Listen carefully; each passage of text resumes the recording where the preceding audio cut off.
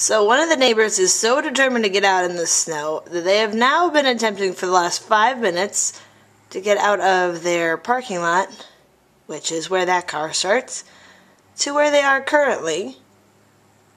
And even if they do get out, where are they going to go? They have managed to thoroughly trap themselves in the middle of the street. And quite frankly, it doesn't get any better if you look down the street. Nobody's been driving on this street since, probably it started last night. There definitely hasn't been a car down the street, not a plow, nothing. So, they have now gotten out of their driveway, but where they plan to go from there, who knows? 4-wheel drive is only good in some situations.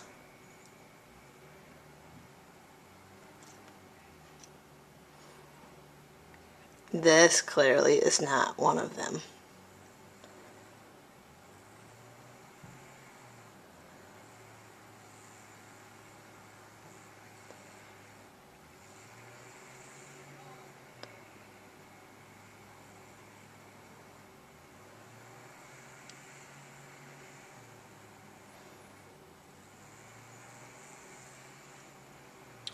Well, at the rate he's going, he might get to the other street by noon.